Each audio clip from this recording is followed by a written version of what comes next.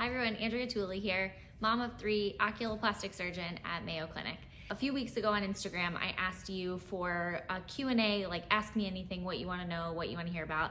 And a lot of comments were asking about like daily planning, how do you stay motivated, how do you get so much done?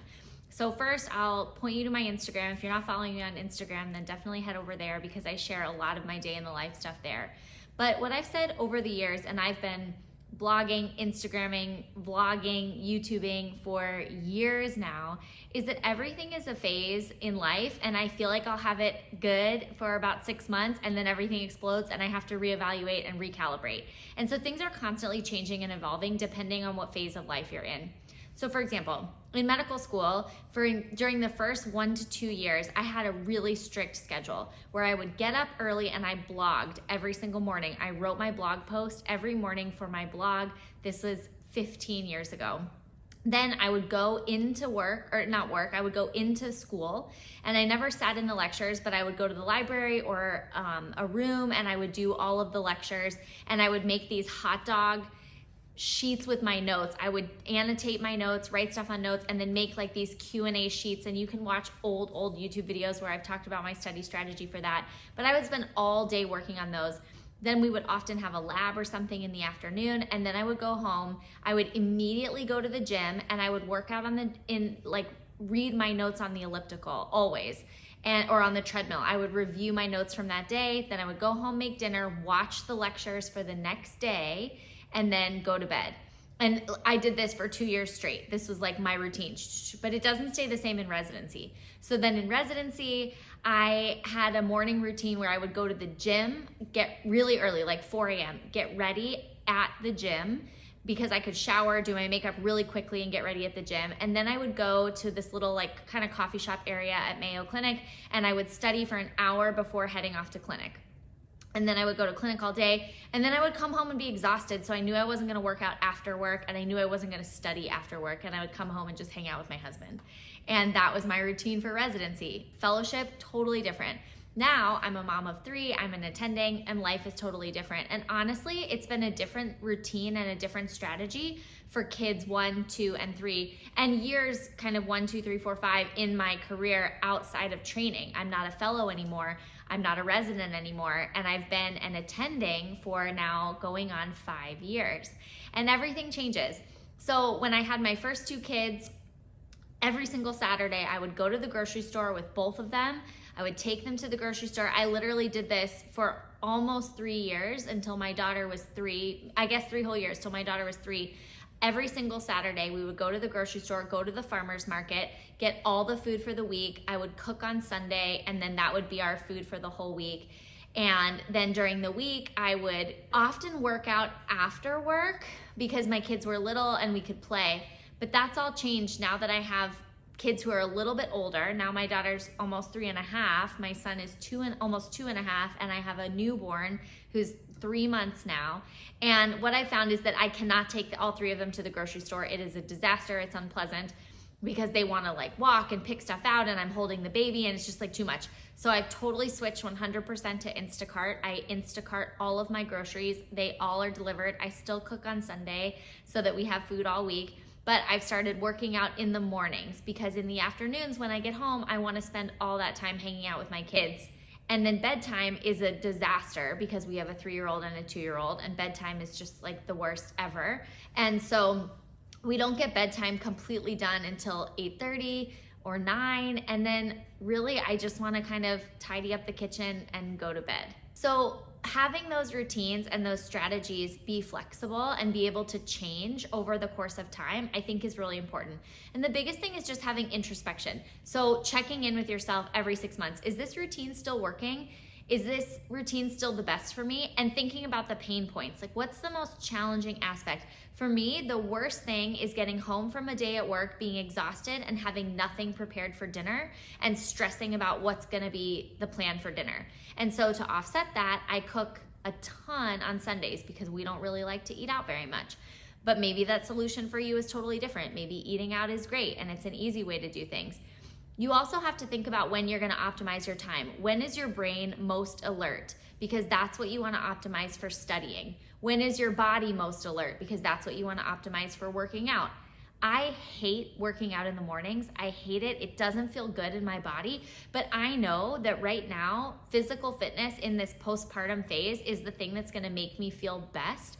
And I have to prioritize that. And if I don't work out in the morning, I'm never gonna work out at night. And so I have to do the mornings. It's not a forever thing, but right now, that's what I have to do. So I think just understanding what you need to prioritize in this time of your life. Maybe studying is the most important thing. Maybe you have step 2 coming up and your physical fitness can take a minute and you just need some movement and some walk so that you continue to feel energized and okay, but you're not gonna be spending hours and hours at the gym. Or maybe that's what you need for your mental health. You really have to decide and optimize. If you are the most alert in the morning, get up super early and study for 2 or 3 hours every morning when you're really, really alert. If you're the most alert at night, then study for 2 or 3 hours every single night. There's no right or wrong way to make it work, but the most important thing is making it work for you. The other thing I'll say is that my personality type is not super, super type A. I'm more of a big picture kind of girl, and I really don't like to get into the weeds or to get super, super detailed. And so if I make like a month-long study schedule, I'm never gonna stick to that. And if I make really detailed rules for myself that are long, I know I'm never gonna stick to that.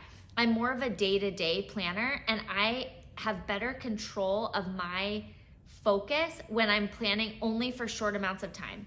So in medical school and residency, I used to be really good at planning out one day in like 15-minute intervals. I would have like study for an hour and 15 minutes, this exact portion, then take a 15-minute break, then have an hour for lunch, then I would plan out my day to the minute. And for one day, I could really stick with that. And I felt like it was fun to plan it out every single day. And that actually really, really worked for me.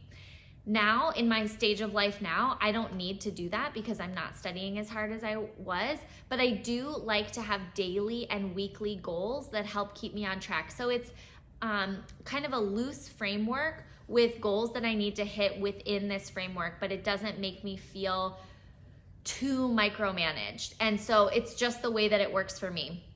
So what I do now is on my phone, in my notes section, I have Monday, Tuesday, Wednesday, Thursday, Friday written out, and I put goals for each day of the week. And sometimes I won't hit all of my Monday goals, and I delete them as I do them. So like review this manuscript, finish this task, make this talk, make this PowerPoint. You know, those are the types of things that I'm having to do now, not read through this chapter or do this many practice questions like I was doing in residency. So I have my goals for the week, and if I don't hit them on that day, I don't delete them, and maybe I'll make them work on Tuesday, Wednesday, and it helps remind me like, oh yeah, I still haven't done that. I got to do that task. And usually by the end of the week, I've completed all the tasks I have for that week. And the key for me is not overloading myself with tasks, because if I have too many things, it's not realistic. And then I just say, forget it, I'm not going to do anything. So you have to really know your own psyche. A lot of this is like a personal inventory and deciding what's gonna work for you. And really, I promise there's no right or wrong answer. I've said this before and I'll say it again. I'm not a big fan of really intricate, detailed planners that are like pretty and frilly. To me, that's just a waste of time, because you'll find that you can spend too much time planning and not enough time doing. So I'm like a very bare bone, post-it note kind of girl, but it does help me focus to write things down. So let's say I'm feeling really overwhelmed with tasks and I don't even know where to start because I have too much to do. I'll take a post-it and write, Wednesday, and write all my goals for that day. And then I can look back and externally focus on that post-it, and that gets me through the day. There's lots of other systems that you can try to see if they work for you. I've read Getting Things Done, which is a really complex inbox, outbox, task-oriented type of system. And there's podcasts about the GTD philosophy, so that's one way that you can do it. I've done polls on Instagram and asked people how they like to do things, and a lot of people love the Pomodoro technique, which is setting a timer for like 20 minutes on, 10 minutes off, or 40 minutes on, 10 minutes off, like that kind of system to help maintain your focus. So those are all ways, but the key is figuring out within yourself what's gonna allow you to be productive and to feel good. And for me, that's making a domination plan. And I talk about domination plans, which is where I say, I'm gonna crush what I have to do and make a plan for how you're gonna crush it. And then those little wins give you the energy to keep going. And so that's what's internally motivating. That's what's internally energizing. And that's how it's kind of worked for me. And it's definitely an evolution throughout the years and throughout different phases of your life where you'll have different priorities and different things that matter. And so things for me like figuring out that Instacart was going to be the way that my life was going to work, it was super important at this phase of my life. Whereas in residency and medical school, going to the grocery store was like a break. I used to go to the grocery store after taking tests as like my little reward. And so you just have to decide how you're going to prioritize those things in your life. One last tip I'll say is to not be afraid of outsourcing things, even when you feel like you don't quite have the budget for it. And what I'll say is that as a resident, we were very cognizant of our budget and we didn't spend beyond our means, but we still had a housekeeper come once a week because it was so helpful to my mental health and my personal well-being to have somebody help me with the laundry or somebody to help keep the kitchen clean.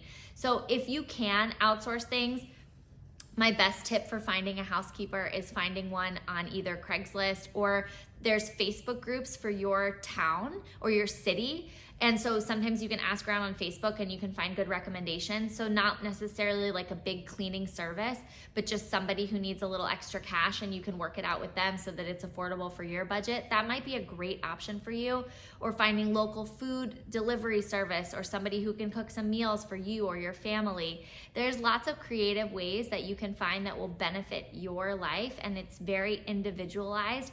But those are my best tips. That's how I make it work for me. That's how I stay motivated, energized, productive, on top of things.